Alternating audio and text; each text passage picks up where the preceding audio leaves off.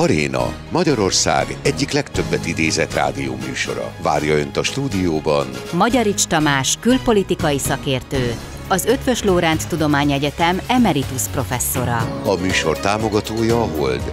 Meghozzuk a döntést befektetéseiben. Hold.hu. Segítse Ön is munkánkat azzal, hogy feliratkozik csatornánkra.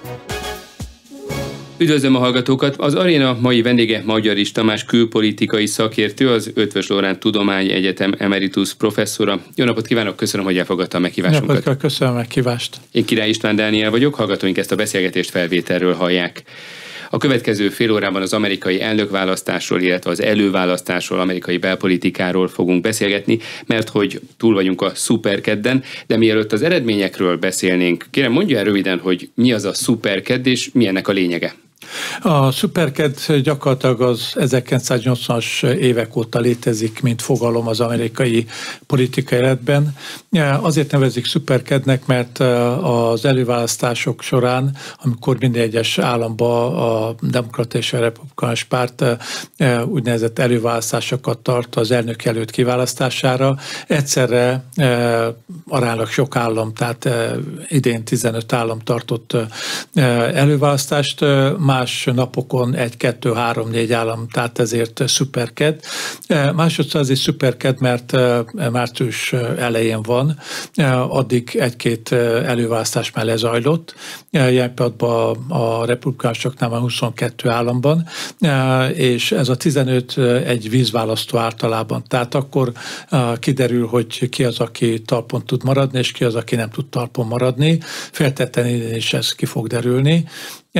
Tehát ezért is nagyon fontos. Harmadszor a győztes szempontjából egy elég nagy lökést jelenthet későbbiekbe. Tehát, hogyha nagyon jól szerepel a szuperkedden, ahol igaz, hogy elsőbb a déli államokban vannak az előválasztások, de gyakorlatilag Alaszkától kezdve Új-Angliáig, ami azt jelenti, hogy országosan megfelelő támogatottsággal rendelkezik, és ez lökést adhat neki a későbbiekben, és hát nyilván van egyfajta felmérés az, hogy valóban milyen a támogatottsága a különböző választási csoportokban, akár nőknél, férfiaknál, feketéknél, latinoknál, fizikai munkásoknál, elővárosi lakóknál, és így tovább. Tehát ezeket mind ki tudják elemezni, és hát ennek megfelelően tudják későbbiekben az úgynevezett valódi kampányt, tehát elnökválasztási kampányt összeállítani a kampánytanácsadók,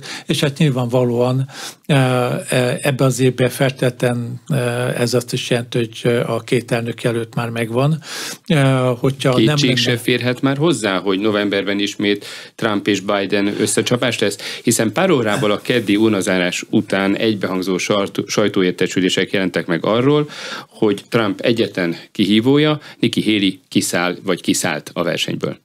Hát kiszáll valószínűleg, ugyanis eddig a 22 államból, illetve előválasztásból 2 sikerült megnyerni, de az egyik az nem volt nagyon érdekes Washington fővárosban, ahol pontosan 2030 választó ment el választani, és hát köztudottan a főváros az teljes mértékben egy demokrata mondjuk bázis, a másik pedig Vermont, egy észak-keleti kicsi állam, összes többé vereséget szenvedett közt a saját államába, és nem csak egy pár százalékponttal, hanem elég jelentős mértékben 20-30-40 százalékokkal kapott ki, ami azt jelenti, hogy országosan nincs meg az a támogatottsága, ami szükséges, és általában azt szokták mondani, némileg cinikusan, de realisztikusan is, hogy általában akkor szoktak kiszállni emberek, amikor pénz elfogy.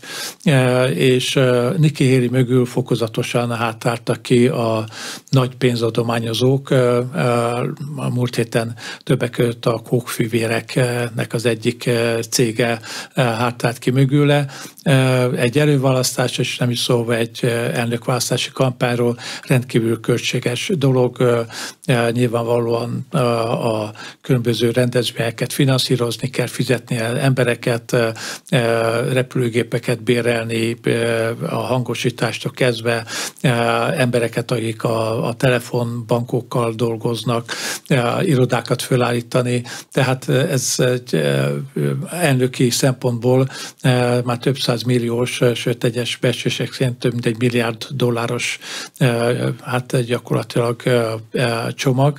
Nyilvánvalóan az előválasztás nem ilyen mértékű, de több $10 millió itt is elmegy egyes úgynevezett csatati álmokba, nagy álmokba, akár több is, mert hát körbe kell járni, és hát úgy tűnik, hogy ezek a nagy pénzügyi támogatók is arra a következtetésre jutottak, hogy Nikkinek nincsen esélye, mind ahogy már korábban is kiderült, hogy nincsen esélye. Most általában azért szokott bemaradni még valaki, akinek nincsen túl sok esélye, idézőjelben, hogy később el tudja magát adni, tehát adott esetben, hogyha különbözik a politikája némileg a győztestől, akkor a saját politikáját esetleg be tudja építeni a győztes későbbi platformjába, vagy pedig adott esetben voltak olyan esetek, amikor az illető aztán tisztséget vállalt a győztes későbbi adminisztrációjába, alelnöké és így tovább. Tehát sokféle okból maradhat bent. Úgy tűnik különben, hogy Nikki Haley egyiket sem választja, mármint ilyen pillanatban, hát legalábbis a megnyilatkozásaiból azt tűnik ki, hogy ő nem kíván teljes mértékben egyrészt beállni Trump mögé, viszont abban is nagyon kétértelmű volt, hogy ő akár mondjuk egy harmadik párti platformon indulna el, de az biztos, hogy Nikki Haley nem lesz idézőjelben a zászlólengetők között, akik majd a júliusi konvención Trumpot idézőjelben hivatalosan a republikánus párt elnök jelöltjévé választják. És számítana, vagy számíthatna az, hogy Nikki Haley beáll-e Trump mögé, vagy nem? 2 államot nyert meg, minimális a delegátus szám, amit ő eddig megszerzett. Nagyon nehéz kiszámítani, illetve megjósolni, hogy beáll-e vagy nem. Tehát biztosan, hogy a Nikki Haley mögötti emberek közül nem mindenki fog Trump mögé beállni.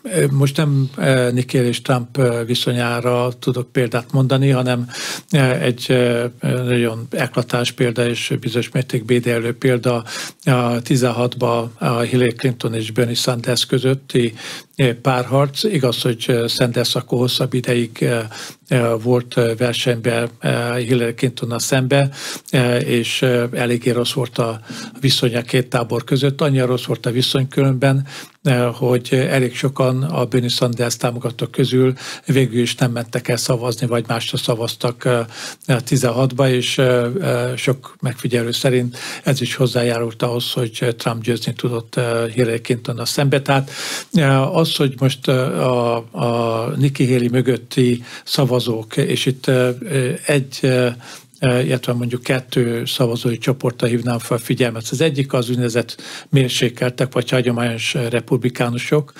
Sokan azt mondják, hogy Nikki Haley nem a mostani republikánus párttal tudna győzni, hanem egy évtizeddel ezelőttivel, vagy másfél évtizeddel ezelőttivel nagyon nagy mértékben megváltozott a többek között a bázis, vagy a politikája a republikánus pártnak. Másodszor pedig az úgynevezett elővárosi szavazók, és közülük is mindenek fölött a felsőfokú végzettséggel rendelkezők. Tehát ezek a választói csoportok azok, amelyek szignifikánsan jobban támogatták Nikki Haley-t, mint Donald Trumpot, tehát nyilvánvalóan nem tudták befolyásolni végeredménybe, de hogyha megnézzük például a nagyvárosi választási arányokat, vagy akár most a Szuperkedden, hogyha Denvert megnézzük, vagy Bouldert megnézzük Coloradóban, vagy pedig Williamsburgot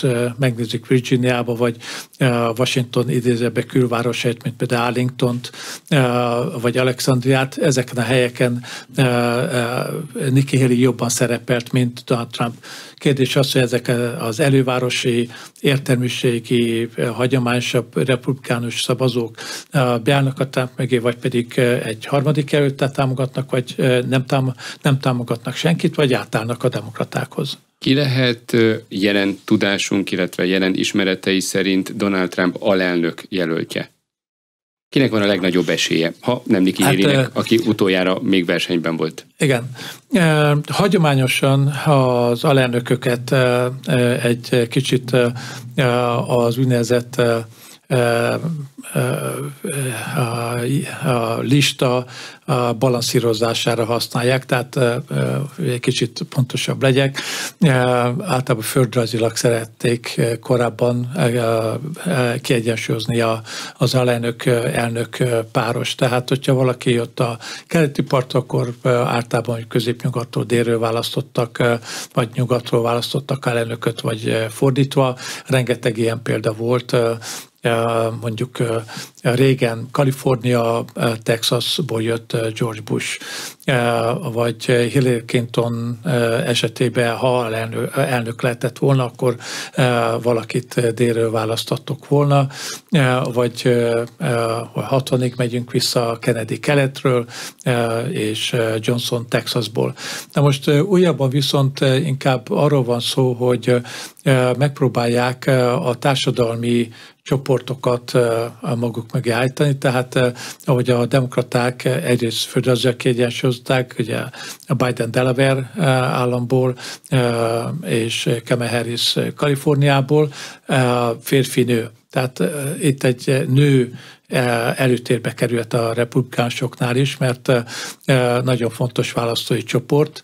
Igaz, ilyen pillanatban most 50-50 nagyjából a nők támogatása a két jelölt között, de 2020-ban 55-45 arányban Biden mellett álltak, tehát nagyon fontos, hogy a nőket maguk mögé állítsák, és egy női alelnökkel ezt meg tudnák tenni, vagy pedig színesbőrű, mert a republikánusoknak általában idézőjelben gondjaik vannak a színesbőrűek támogatásával, de most nagyon jó áll különben ilyen szempontból Trump. Tehát aki, most neveket is mondok, szóba jöhet, Tim Scott, dél-karolinai szenátor, színesbőrű, akit emlegetnek még Kari Lake, arizonai politikus nő, Tulsi Gabbard, ugyancsak nő, Hawaii, ő demokrata volt még 2020-ban, de ilyen pillanatban már nem demokrata, nem republikánusok mellett van, és hát nyilvánvalóan még sok mindenki más szóba jöhet. Többek között mondjuk a dél-dakotai kormányzó Kristi Noem, aki nagyon népszerű és nő, és egy középnyugati államot tudna hozni. Szóval nevek vannak. Kérdés az, hogy kire lesz szüksége Trumpnak, és egyáltalán ki tud majd Trumppal együttműködni. Ki dönt? Donald Trump dönt, ő választja ki, akár mondjuk egy listáról az alelnök jelöltjét, vagy a republikánus vezetés. Szóval ki az, aki meghatározza, vagy meghatározhatja azt, hogy ki lesz az alelnök jelölt? Hát szerintem jelen esetben inkább Donald Trump, ugyanis a republikánus vezetésnél az eddigi hivatosan országos republikánus bizottság vezetője, Ronna McDaniel lelépett, és helyette, hogyha minden igaz, akkor Trumpnak az egyik Trump egyik fiának a felesége lesz a republikánus országos bizottságnak az elnöke, de hozzá kell tennem azt, hogy az országos bizottság általában nem rendelkezik az a politikai súllyal, amit elképzelnénk. Tehát az elnök az, aki elsőképpen ugye választhat, de nyilvánvalóan különböző politikai, gazdasági, pénzügyi és egyéb erők egy olyan listát tesznek elé, akik számukra elfogadhatók, tehát akár politikailag, akár társadalmilag, akár gazdasági beágyazottságot tekintve, és egy nyilvánvalóan az utolsó szó joga az Donald Trumpé lesz ebben az esetben. sok mindenki lehet, aki nem valószínű, hogy lesz, az többek között mondjuk Chris Christie, aki eléggé elszánt ellenfele volt. Ron DeSantis potenciálisan lehet talán, de elképzelhető, hogy DeSantis nem tudna annyit hozni Trumpnak, mert ők gyakorlatilag ugye azt az irányvonalat képvisel, és kicsit más hangsúlyokkal, plusz még Florida egy biztos, legalábbis ilyen pillanatban biztos republikánus bázis.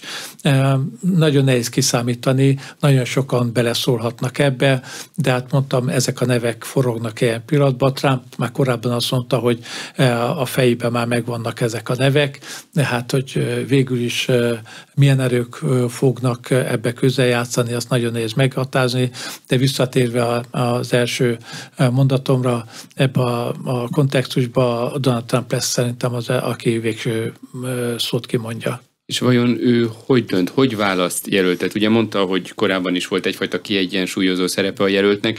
Olyan jelöltet választ, illetve olyan jelöltet szeretne maga mellé, aki az ő politikáját, ő magát erősíti, akár a jelöltségét, akár majd, ha megválasztják, mint elnök, vagy pedig egy olyan jelöltet, egy olyan alelnököt szeretne, és egy olyat érdemes választania a republikánus párt szempontjából is, aki majd ő utána elnökjelölt lehet, vagyis tulajdonképpen az utódja. Hát mind a kettő lenne ez ideális. Tehát általában az alelnököket úgy is szokták választani, hogy félszemmel azt nézik, hogy potenciálisan egy úgynevezett elnöki anyag-e. Tehát Kamala Harris nem igazán vált be olyan szempontból. Tehát adott esetben ő egyrészt, hogyha valami történik az elnökkel, akkor át tudná venni, másodszor pedig hát köztudott, hogy Donald Trumpot, ha megválasztják, akkor 2028-ban már nem indulhat, mert 2 ciklust betöltött, tehát akkor valaki kell. Tehát ilyen szempontból is ez már inkább párt szempont, hogy föl tudja képíteni valakit. Tehát nyilvánvalóan nem mindegy, hogy 4 évig valaki együtt tud dolgozni, vagy nem tud együtt dolgozni az elnökkel, és Trump az elég erős egyéniség ahhoz, hogy nem hiszem, hogy megtűnne magam mellett valakit, aki esetleg a háta mögött inkább a saját politikai pályafutását egyengetné. Valószínű olyat választ, aki hát teljes messzességgel kiáll mellette. Például Tim Scott ilyen volt, vagy Kristi Noem ilyen pillanatban a felsoroltak közül, akik kezdettől fogva Trump mellett tették le a voksukat, és nem DeSantis, vagy Nikki Haley, vagy Vivek Ramaswamy, vagy bárki mellett kampányoltak. És erősíti az most éppen Donald Trump, de akár mondjuk az elnökjelölt aspiránsnak a helyzetét, hogy tulajdonképpen rajtcélgyőzelmet arat vagy aratott? Hogy a szuperkedre már eldőlt, hogy nincs kihívója? Vagyis látszik, hogy nagyon nagy a támogatottsága republikánus oldalon. Szabadabb kezet kap ezáltal? Hát nyilvánvalóan szabadabb kezet kap, ugyanis hogyha hát az angol kifejezés erre a Brokered Convention, tehát hogyha ott eléggé nagy vita van a konvención, tehát amikor hivatalosan elnökjelöltet választ a párt júliusban a republikánusok, vagy augusztusban a demokraták. Hogyha ott elég nagy vita van, akkor sokszor az szokott történni, hogy azért, hogy az elnökjelölttel szemben álló, vagy némileg szemben álló csoportot kiengedték, akkor belőlük választanak valakit. Most ez nem fog fönnállni ez a helyzet, tehát ennek megfelelően Trumpnak még szabadabb keze van, tehát nem tudnak úgymond ráerőltetni valakit, akit ő nem szeretne. Voltak olyan esetek a történelemben, amikor az elnöknek el kellett fogadni valakit, mert olyan szűk volt a többsége az elnökjelölti konvención, hogy egyszerűen a másik párt rá tudott erőltetni valakit különböző okok miatt. Említettem ezt a 1960-as esetet. Kennedynek egyáltalán nem Lyndon Johnson volt az elsődleges mondjuk választottja ebbe a szempontból, viszont a demokrata pártnak óriási szüksége volt arra, hogy a dél, amelyik akkor szolidan tömszerűen demokrata szavazó volt, onnan valaki legyen, és ezért Lyndon Johnsont választották, annak ellenére, hogy nem ettek egymás tenyeréből, és aztán, amikor Kennedy elnök volt, akkor Lyndon Johnsonnak elég rossz évei voltak, mert a Kennedy emberek érzékeltették vele, hogy ő azért nem tartozik a Kennedy belső körbe. És hogyha már történelmi visszatekintés, mennyire jellemző, hogy a szuperked után éppen az ellenzéken lévő elnökjelölt aspiráns egyedül maradjon? Mert ugye az éppen regnáló elnök, ő nagyjából természetesen nem kihívók nélkül, vagy nem természetesen, de ő egyedül van. Ez jellemző, vagy jellemző volt eddig, vagy mikor volt legutóbb, hogy az ellenzékben lévő elnökjelölt aspiráns szuperked után egyedül van? Hát ilyenre nem nagyon emlékszem, megvalom őszintén, mert hogyha visszamegyünk időbe, illetve egyre emlékszem, 68, a demokraták, amikor az alelnök, igaz, hogy a regnáló alelnök Humphrey volt, hirtelen Johnson visszalépett március végén. Tehát ők nem is nagyon tartottak addig előválasztásokat, viszont március végén, főleg a vietnámi háborús kudarcok miatt Johnson visszalépett, és akkor hirtelen szabaddá vált a pálya. És akkor Eugene McCarthy, Hubert Humphrey, mint alelnök, és Robert Kennedy lépett be. És Kennedy jött föl, tehát eléggé komoly veszélyt jelentett, és az utolsó nagyon fontos előválasztást Kennedy megnyerte Kaliforniába, és a választás éjszakán lelőtték Los Angelesbe. És utána pedig egy nagyon botrányos elnökjelölt konvenció volt Chicagóba. Norman Mailer írt erről egy nagyon érdekes könyvet különben. Arra emlékszem, hogy egy nagyon mondjuk ellentmondásosra sikerült időszak volt egy párt életében március és a konvenció között, de hát 68 sok szempontból kivételt jelent. Többire nagyon emlékszem, mert régen idősebb Bush, fiatal Bush, akár Clinton és a többiek azért fokozatosan, hogyha nem is a szuperkedden, de következő egy-két hétben elegendő többséget szereztek, és nem is nagyon emlékszem olyanra, hogy úgynevezett brokered convention legyen, tehát hogy a konvención döntsék el, hogy ki legyen az elnök, mert addigra már valaki több mint 50%-át megszerezte a delegáltaknak. Akkor ettől kezdve miről szól a republikánus előválasztás? Teljesen formalitásá válik? Mert ugye Trump már most is a szuperked utáni győzelmi beszédében is elsősorban a demokratákról, a demokrata ellenfeléről beszélt, és nem pedig a pártbeli kihívójáról, ami ugye egy előválasztási kampányban mondjuk így természetes. De hát már akkor is látszott, hogy igencsak lemaradt, sőt, hát gyakorlatilag behozhatatlan az előny. Igen, hát egyrészt most már bőven 1100 fölött vannak a delegáltjainak a száma, ezek 215 kellene. Ebben a hónapban van 12-én 4 újabb állam, 161 delegáltal, tehát magyarul azokkal együtt már megvan 1215, de hát most is hát a Nikének volt 86 eddig az 1100 valamennyből. Tehát lehetett látni, hogy ennek már semmi jelentősége nincs a következő időszakban. Tehát ahogy az összes megfigyelő gyakorlatilag elmondta, ettől kezdve már elnökválasztási kampány van. Tehát itt már nem előválasztási kampány van, hanem elnökválasztási kampány van. Biden sem beszél semmilyen fajta ellenfélről, nyilván eddig se volt. Trump sem beszél semmilyen fajta senkiről, mind ellenfélről a párton belül. Tehát mind a kettő az üzeneteket már úgy fogja megfogalmazni, és az ezutáni rendezvények már azt szerint fognak zajlani mind a két pártnál, hogy milyen választási csoportokat, illetve milyen államokat akarnak mindenképpen meggyőzni arról, hogy ők jobbak, mint a másik. Országos szinten mekkora két jelölt aspiráns támogatottsága, Joe Biden és Donald Trump támogatottsága, mert hogy a New York Times most mutatott be egy felmérést, amely szerint bezuhant a jelenlegi elnök támogatottsága, és nem csak országos szinten, de kifejezetten a demokrata szavazók esetében is. Ahogy ön említette, a fiatalok, a nők és a feketék körében is kevesebben szavaznának rá most, mint 4 évvel ezelőtt, illetve legalábbis a felmérés szerint történelmi fordulat állhatott be a latinok párt preferenciájában és elnök választói preferenciájában is. Szóval hogy áll most a két jelölt országos szinten? Igen.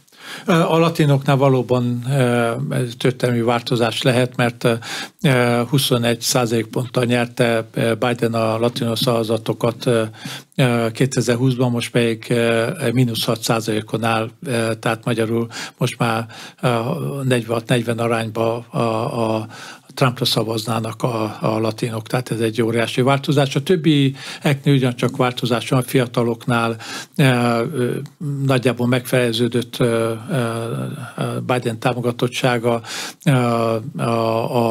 az elővárosi lakóknál 10-2%-ra esett az előnye Trumppal szembe, a feketéknél pedig 92-8 arányba győzött 2020-ban, most pedig a felmérések szerint a feketék 23%-a Trump szavazó lenne. És még egy másik választási csoport, az a kékgaléros színesbőrű munkások, tehát színesbőrű kétkezi munkások, ilyen tautológiával értem. Ott kb. 50% ponttal volt jobb Biden Trumpnál 2020-ban, most pedig mindössze 7% 48-41 vagy 47-40-nel, tehát kulcsfontosságú választási csoportoknál elég erősen vesztett a támogatásából. Országosan Trump vezet, attól függ, hogy most melyik felmérést nézzük, de általában 2-6% közé teszik a vezetést. Az igazság az, és ezt mindig elmondjuk, hogy nem ez számít. Tehát köztudottan az első távokban nem országosan választják az elnököt, és 3-4-5 eset volt eddig, amikor az lett az elnök, aki kevesebb populáris szavazatot kapott országosan. Államonként választják az elnököket, és itt is idézőjelben rossz hír van Biden számára. Az a 6-7 úgynevezett kulcsfontosságú állam, vagy billegő állam, vagy csatatér állam, ahol 2016-ban és 2020-ban eldőlt először Trump javára, másodszor Biden javára a választás, tehát Arizona, Wisconsin, Michigan, Pennsylvania, bizonyos mértékben Virginia beleszámított ebbe az egészbe. Tehát ahol eldőlt a választás, azok közül a tagállamok közül mindössze egyben vezet mondjuk 8-10% ponttal Biden, összes többben pedig Trump vezet, egy-két eléggé jelentősen Georgiában 7%-kal, Arizonában 7%-kal, Nevadában ugyancsak 5-6%-kal, tehát ezek fontosak, és most a CNN közölt egy ilyen jelenlegi helyzetet elektorai szempontból felbeslő helyzetértékelést, ahol, hogyha a jelenleg, tehát ma tartanák a választásokat, és kivennénk belőle 3 úgynevezett csatatér államot, Arizonát, Michigant és Pennsylvaniát, ahol abszolút fejfej mellett vannak, akkor Trumpnak már 272 elektorai szavazata lenne, ezek nélkül 270 minimum. Tehát neki már ezek nélkül is meg lenne ma a megfelelő számú elektori szavazat azt, hogy elnök legyen. Hát valószínű, hogy a 3-ból 1 vagy 2 elvinne, tehát akkor még nagyobb lenne az arány, de ez teljesen mindegy, hogy valaki 271-et kap, vagy 429-et. Ezt a két példát azért mondom, mert 271 szavazattal az ifjabb Bush lett elnök 2000-ben, és 429-szer pedig régen 1984-ben. Tehát ez a két szélsőség. Teljesen mindegy, hogy ezek között mennyit kap valaki, hogy ahhoz, hogy elnök legyen. Tehát jelen pillanatban a számok, az államok szerinti népszerűség, az országos népszerűség, illetve a kulcsfontosságú választói csoportokban való támogatottság mind jelen pillanatban Trump javára szól, de hát ugye 8 hónap van még a választásokig, illetve nincs annyi, kicsit csalók ez a november 5-e, mert már hetekkel korábban megkezdődnek a választások, levélszavazás és így tovább, tehát több millió ember leadja a szavazatát már november 5-ig, és elképzelhető, hogy addig már, hogyha ezekben az államokban szavaznak le, már döntő lehet, mire mindenki elmegy személyesen szavazni 5-én. Közben egyre többször foglalkoznak a nemzetközi sajtóban is Biden teherbíró képességével, szellemi frissességével. A jelenlegi elnök a választás hónapjában lesz 82 esztendős, Trump akkor még csak 78 éves lesz. Egy most publikált, szintén a New York Times-ban megjelent felmérés szerint az amerikaiak 45%-a szerint Biden életkora akkora problémát jelent, hogy nem képes szerintük ellátni már az elnöki feladatokat, illetve hasonlóan nőtt a demokrata párton belül is, legalábbis a felmérések szerint azok aránya, akik szerint Biden nem biztos, hogy a legjobb választás lenne. Igen, csak hát az igazság az, hogy ilyen pillanatban nagyon nehéz lenne valakit elővarázsolni a demokratáknak.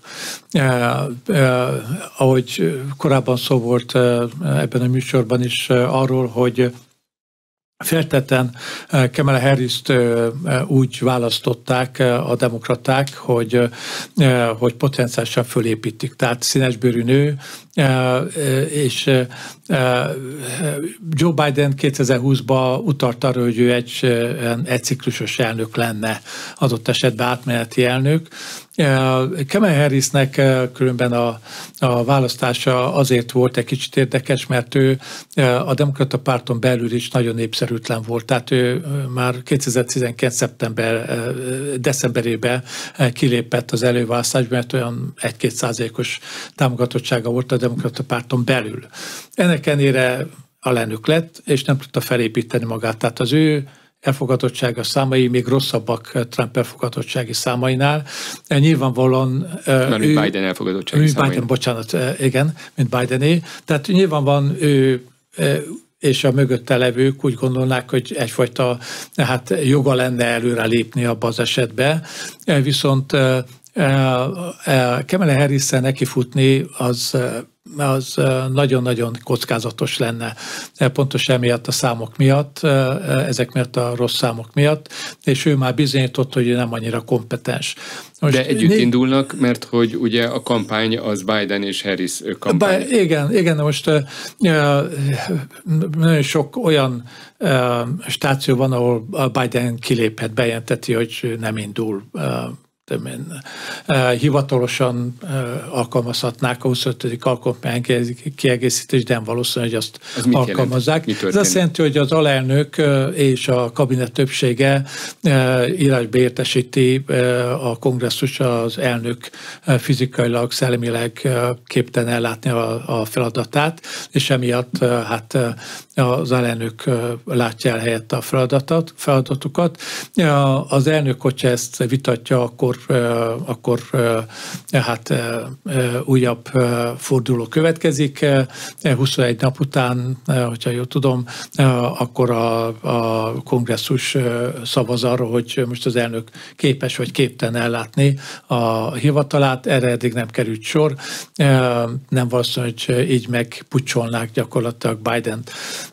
Tehát Biden azért bármikor lemondhat. Utolsó pillanatig lemondhat különben. És akkor mi történik, hogyha lemond, akár akkor most az szabadba válik a előválasztási... pálya. Akkor a demokrata párt indíthat bárkit helyette. Ki dönt arról, hogy kit indítanak, illetve ugye volt egy előválasztási folyamat, bizonyos számú delegátusnak a szavazatát már megkapta, pontosabban ugye elnyerte, hogy majd a konvención rászavazzanak. Akkor mi történik a szavazatokkal, illetve ki dönt arról, hogy ki lesz helyette a jelölt? Abban az esetben az úgynevezett tartanak szavazást, nyilván mert kötött delegáltak, viszont hogyha az első forduló eredményt, annak utána mindenki kötetlen delegált lesz, tehát utána már kötetlenül szavazhat bárkire a konvención.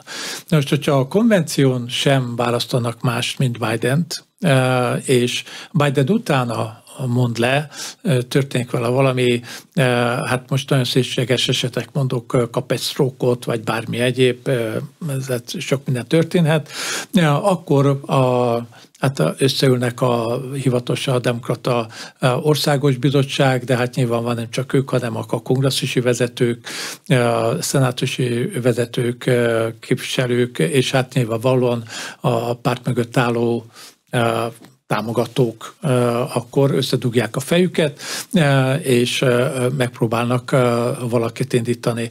Most ez a valaki, hát most már sok nevet emlegetnek ezzel kapcsolatban. Gretchen Whitmer, nő, a michigani kormányzó, kicsit ellentmondásosabb Gavin Newsom, a kaliforniai kormányzó, aki túl liberális, tehát a Biden-től balra áll, és nagyon közel áll a progresszívekhez, tehát őt nem biztos, hogy indíták, ő azt mondta, hogy nem akar indulni. Sokat emlegették Michelle Obamát, de azt hiszem pont tegnap adott ki a hivatal egy nyilatkozatot, hogy semmilyen szándéka nincs arra, hogy elnök jelöltségét induljon. Jó, hát most sem pillanatban ezt mondja, de hogyha megváltozik a helyzet, akkor esetleg más mondhat. És hát egy-két más ismertebb név forog még, de az mindenképpen nagyon nehéz lenne, hogy a demokrata párt fölépítsen valakit, mert ezek a politikusok Michelle Obamán kívül azért országos sem annyira ismertek.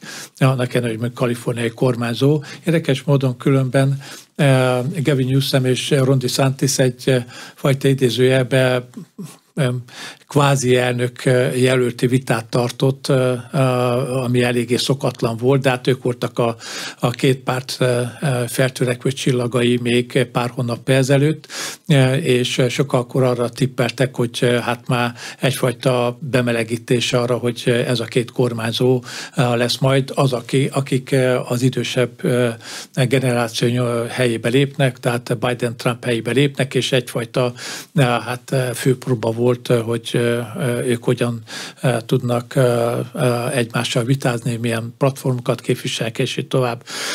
Szóval nehéz lenne, ugyanis ez azt az üzenetet küldeni a választóknak is, hogy a demokrata párt nem megfelelően választotta ki a jelöltjét, hogy végsőkig kitartott Biden mellett, és elég sok embert adott esetben eltántorítana azzal, hogy hát a demokrata párt nem megfelelően szervezett, a vezetés nem megfelelően reagált az eseményekre, utolsó pillanatban cserélni, ugye idézőjelben amerikai szóval irányítót a futballcsapatba, az eléggé nehéz dolog, és általában az egy káosz szokott okozni, és nem pedig egy győztes mentalitást hoz be. Mi történik akkor, ha november és január között kell a már megválasztott elnököt helyettesíteni, vagy pótolni? Akkor az alelnök. Akkor megválasztott alelnök. A megválasztott elnök, igen. Megválasztott alelnök. Igen, megválasztott alelnök.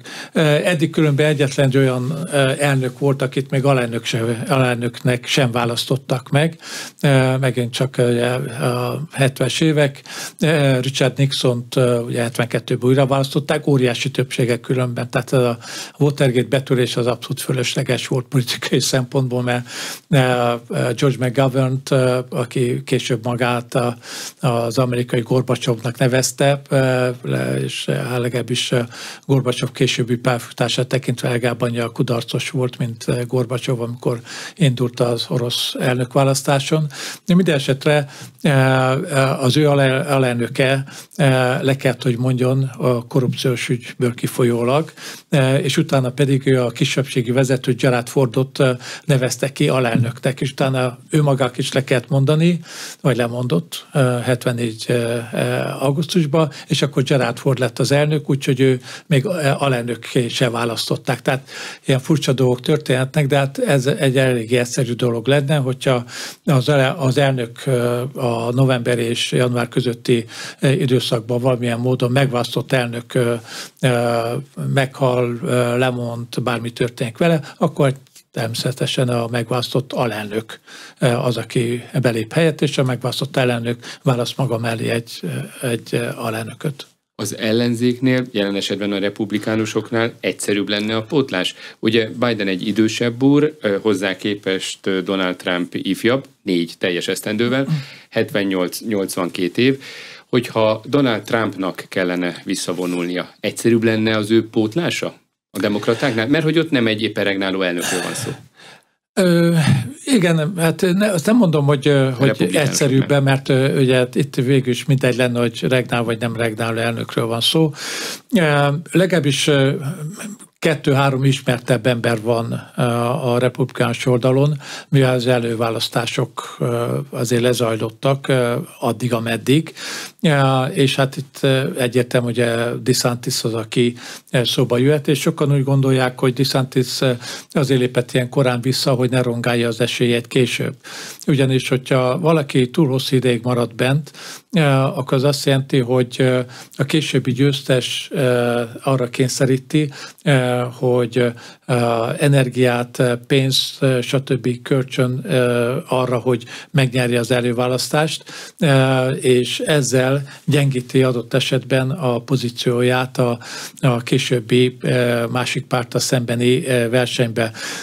Ez megint csak nem egy kőbevésett szabály, mert sokak szerint, hogyha valaki túl korán lesz elnökjelölt, akkor adott esetben elkényelmesedett, hogyha viszont valakit az utolsó pillanatig kemény versenyre kényszerítenek, akkor jobban felvértezve indul a hivatalos elnökválasztási kampányba. De valószínűleg tűnik, hogyha ilyen hipotetikus esetben Trumpnak valami miatt vissza kell lépni, akkor nem Nikki Haley lenne az, aki beléphetne, ugyanis Ron DeSantisnak a támogatottsága a maga republikánusok, tehát az a Make America Great Again republikánusok, tehát a Trumpi vonalba, akik a többséget képviselik ilyen pillanatban a republikánus párton belül sokkal magasabb, mint Nikki Haley, aki, ahogy korábban beszéltünk erről, egy hagyományosabb republikánus vonalat képvisel, ami már nem a főáram a republikánus párton belül. Ez a republikánus mondjuk irányvonal, ez 15-20 évvel ezelőtt volt főáram, azóta azért eléggé nagy változás történt, hogy csak a legfontosabbat említsem, akkor a kékgalérosok, tehát a fizikai munkások döntő többsége demokrata szavazó volt, most pedig óriási mértékben a republikánusokat támogatják, akkor a keleti parti értelmiség elég jelentős része republikánus párti szavazó volt, most pedig demokrata párti szavazó, tehát eléggé sok szempontból megfordultak ezek a trendek, és elképzelhető, hogy az amerikai politológiai irodalomban szokták mondani, hogy 2024 egy úgynevezett kritikus választás lesz, amikor alapvető trendek fordulnak meg, mondjuk viszonylag 68-ig, amikor 68-ig a dél stabil demokrata szavazó volt, mert a republikánus párt volt az, amelyik a régi délt összezúzta, a Lincoln pártja egy gyűlölt párt volt. 68-ba átmentek a republikánusokhoz, és azóta nagyon szolidan és stabilan republikánus szavazó a dél, ellentétben mondjuk a észak-kelettel, amely korábban republikánus bástya volt, most pedig demokrata bástya. Tehát itt is elképzelhető 2024-ben, hogy úgy fogunk visszaemlékezni később, hogy itt alapvető trendek fordultak meg. Bár már csak alig pár perc van a műsorból, és még nem beszéltünk az előválasztás demokrata folyamatáról, ez tulajdonképpen azért is van, mert hogy az éppen regnáló elnök is előválasztáson vesz részt, de hát az szinte formalitás. Mégis, ugye Joe Bidennek is vannak kihívói, és ő is részt vesz egy előválasztáson. Mit lehet erről tudni, illetve mennyire kell erre odafigyelni? Hát erre nem nagyon jelen pillanatban a két hivatalos kihívója a Dean Phillips és Marianne Williamson elnézést abszolút súlytalan, tehát nulla. Egy kicsit az ember viccelne, akkor azt mondaná, hogy hát Biden aggódhat, mert most amerikai szomorúan elvesztette az előválasztást, ahol 91 szavazó volt, és 51-en szavaztak ellene, és csak 40-en mellette, de hát nyilvánvalóan ez abszolút formális. Hivatalosan meg kell tartani, mert legdrágáltakat kell hivatalosan összeszedni, és hát nyilvánvalóan összes delegálta gyakorlatilag maga mögött tudhatja. Vannak, akik azért idézőjelben megzavarták ezt a képet. 80-ban mondjuk a Edward Kennedy Carterrel szembe hosszú időn keresztül benn maradt a versenybe, és rontotta az esélyeit, és aztán Carter végül is vereséget szenvedett. Annak ellenére, hogy Carter regnáló elnök volt, de Kennedy ennek ellenére indult ellene. Vagy ez egy ilyen fél megfelelő mondjuk analógia, ez a 68-as eset, amikor a regnáló alelnökkel szembe indultak, de általában a regnáló elnökkel szemben nem illik indulni. Másik oldalon is tudok példát mondani, 92-ben az idősebb Bush-en Patrick Buchanan indult, aki régen alatt beszédíró volt, aztán televíziós műsorvezető, könyveket írt, és eléggé mondjuk szélsőséges álláspontokat képviselt, és eléggé sok szavazatot elvitt George Bush-tól akkor, 92-ben, többek között az abortusz kérdésében foglalt nagyon végletes álláspontja miatt. És egy friss hír, lemondott Victoria Nuland, az amerikai külügyminisztérium politikai igazgatója. Mit kell erről tudni, és mennyire jelentős az ő szerepe az amerikai külügyminisztériumban, vagy legalábbis volt? Igen, hát ő volt a harmadik ember, de ettől függetlenül gyakorlatilag ő volt az, aki mondjuk a kelet-európai ügyekért volt elsősorban felelős. Tehát nyilván a külügyminiszter általában felelős az ügyekért, aztán a különböző régiók le vannak osztva a különböző államtitkárokra, és így tovább. Victor Nuland régi ismerős, mondjuk az ukrán-orosz viszony tekintve, ő volt 14-ben is, aki meglehetősen aktív szerepet játszott a Majdanba, a majdani mondjuk spontán megmozdulásokban, hogy finoman fogalmazzak, segített az ukránoknak akkor is aktívan összeállítani a kormányt. Úgy tűnik, hogy most is még januárban egy mélyreható beszélgetés folytatott ukrán vezetése, amelynek következtében a vezérkarfőnök lemondott. Tehát ő volt az, mondjuk, hogy az amerikaiak mondják a point man, illetve point woman ebben az esetben az amerikai-ukrán vagy amerikai-ukrán-orosz kapcsolatban. Tehát elképzelhető, hogy a lemondása egyfajta irányváltás vagy sasszizás jelent valamilyen irányba. Tudni kell azt mindehhez, hogy eléggé nagy vita dúl az amerikaiak körében, hogy Ukrajnának mennyire kellene segíteni.